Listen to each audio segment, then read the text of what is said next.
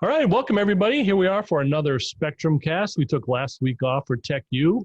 We will hit some of the highlights here towards the end of this, but one of the things we wanted to do to kind of start out here is talk a little bit about the fact that this is number 9 of our Spectrum casts around modern data protection. I want to thank the team. We have Tricia Jang, Sean Sperry, co-host Randy Arsenault. We've been talking each week, 20 to 30 minutes about different things that come up around data protection. We've covered things like architecting your backups for scale. As we all know, data is growing. We're getting some scale. Architecting your backups to include tape and what that means. Architecting your data protection environment for things around the cloud. How COVID-19 might be affecting your data protection environment. We talked a little bit about data protection for containers, but I foresee, based on a lot of conversations, that coming back is another big topic for us. Cyber resiliency, we had a nice conversation last week about that. And then protecting the metadata around your backup. So you can find all of these on Seismic if you're an IBMer or an IBM partner. They are also on the LinkedIn group Spectrum Protect Professionals. They're on my blog, The Storage Alchemist. And they are also on the IBM community channel for storage for data protection. So we encourage you to find those things.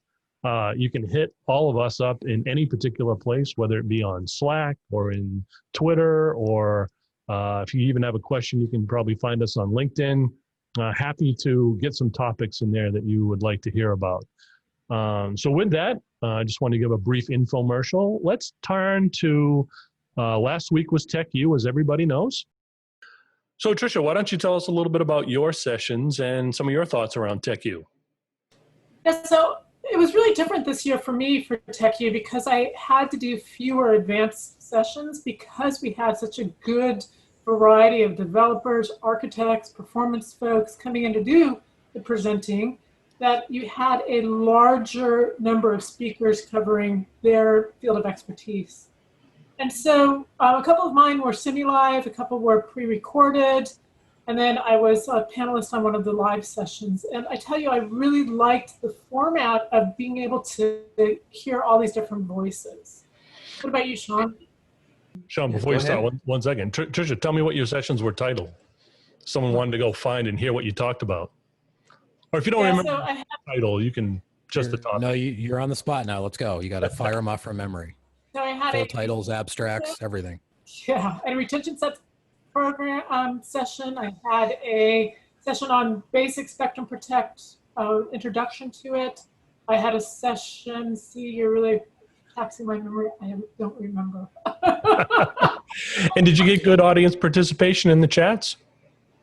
Yes, the audience participation in the chats was fabulous. And I think this was another good point to having a virtual conference, is that you can be entering questions as I'm speaking, and because this is pre-recorded, I'm answering them. So I felt like more questions got answered, more people spoke up. And for those non-native English speakers, sometimes it's easier to read or to type than it is to speak a question or to have to. Yeah, and I think also people that might be reticent to ask a question in person or in a room full of people will be more likely to type it in. So I think it definitely encourages more interaction. I mean, it's a little more linear and forced and not as organic, but I think you do open up the aperture a little bit. I agree. Okay, Sean, tell us a little bit about your sessions and how you think it went. Well, I did a session on tape, so it kind of aligns with one of the Spectrum casts we did earlier in this sequence. So it goes a little more in depth. So if you want to hear something a little more in depth and you attended the conference, I would recommend you go take a listen to that session. I also did I did 4 total lab sessions, but I did 2 of my own with my colleagues on Spectrum Protect Plus, an introduction to Spectrum Protect Plus. And we also did a session on integrating Spectrum Protect with Spectrum Protect Plus, where you could do the monitoring from the Spectrum Protect Operations Center to Spectrum Protect Plus. And those were really good. As a matter of fact, we had a lot of people who really couldn't get in, who've been waitlisted. I think there was something like 47 people waitlisted on the introduction session, and a good number, 20 or so for the integration. So we're going to be repeating those for those people who signed up and were waitlisted. I think we're doing it the week of Thanksgiving, actually, and the week after that, the first weekend in December. Sean, were those labs or were they recorded? Yes. They were Those labs. were hands-on labs. So they were live, basically. So, you got to log in, you got a lab, a link to the lab, and you logged in and ran the lab. That's great. Just as you were if you were there. So it gives you that little hands-on, they weren't tremendously detailed, but at least it gives you a chance to touch the keyboard and log on and kind of get the feel for how the product runs and what it does and what it looks like. Go ahead. Picture's worth 1,000 words, right? It's good to actually touch it rather than have somebody describe it to you in some cases. And one comment would be, I know since we've started to do that integration on the Operations Center side for Protect Plus and Protect, that a lot of clients wanted to see that because it makes their life from a management perspective a lot easier. So I'm pleased we had that session. Great. Yeah.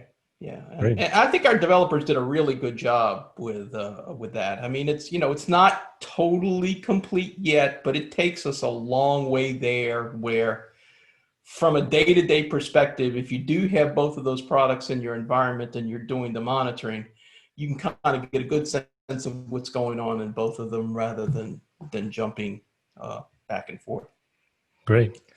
As far as the virtual format goes, I don't know if I mean, the content I thought was excellent. There was really a lot of content there and a lot of good speakers, but I just I'm really tired of the COVID and I'm tired of staying at home, and I miss the interaction with people that are there. I miss the booze and the talking to people and the Sorry, did you say booths conference. or booze? Booze. Well, both. Okay. Both of I just those. wanted to clarify that. They work well together, actually, believe it or not.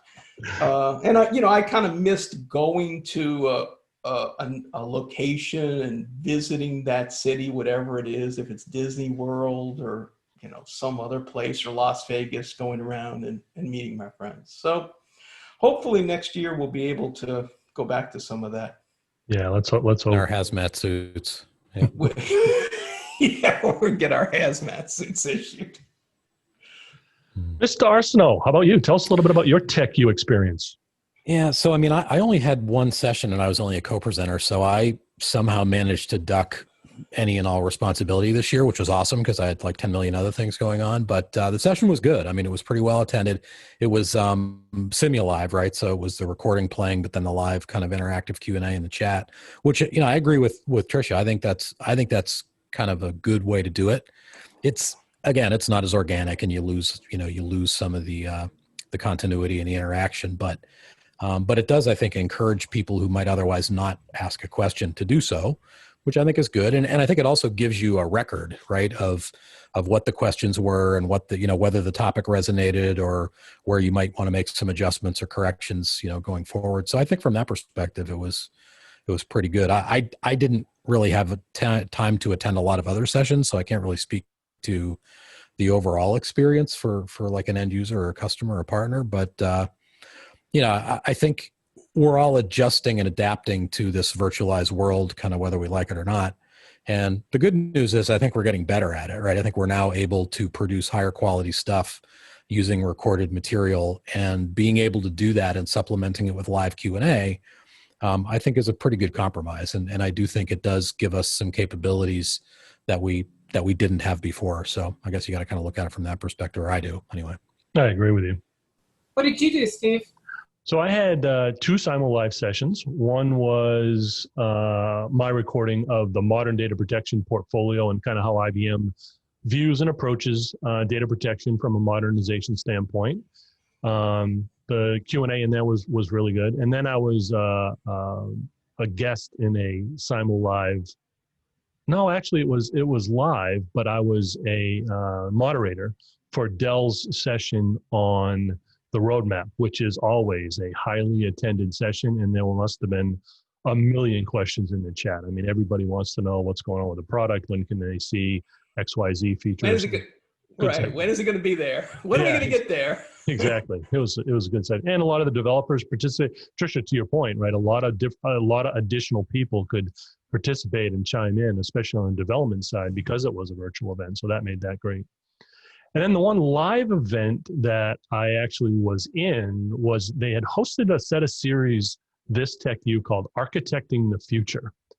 And the one session I did was around cybersecurity. So there were 4 of us in the panel, and we talked about, different components along the IBM set of solutions that are geared towards cybersecurity, cyber resiliency, et cetera, et cetera. It was a very, very well delivered set of presentations in what I thought a lot of Q&A and a lot of questions from the audience that allowed us to respond and kind of help them understand kind of the differences, and then also architecting for resiliency, which is one of the things we did talk about in our podcast as well. So all in all, it was a good event. Well, and I think one of the other advantages is that, these things are inherently now available for reuse. Whereas if you're doing a live stand-up presentation at a TechU, you may or may not have it recorded. It's not always a sure thing. These are all going to be recorded and all available for reuse and repurposing. So you get like some additional additive value, downstream too. So. Okay, gang, as you can see, it's only me here now. I have some really bad internet connection. As we've been talking about, this whole working from home and COVID stuff really starting to have an impact on a lot of different things, including things like internet connections and that sort of thing. So just to do a quick close, I think TechU was a great event last week for everyone. And please, if you would like to hear a lot of the different recordings, as Sean pointed out, feel free to jump in to the IBM website and go to the TechU page and start listening to some of the recordings if you'd like to, especially around data protection. Next week, we are going to be honored with a special guest, Fraser McIntosh. He is going to share with us some information that we've been hearing a lot of in the field around land-free backup and SAN-based backups and that sort of thing. So we hope you stay tuned. Again, you can find us anywhere on Slack or any of the social media sites. We hope you enjoy the podcast, the Spectrum Cast, and we look forward to talking to you next week. Sorry for the internet troubles, but that's kind of what we have to deal with these days. Thanks, everyone, and hope you have a good day.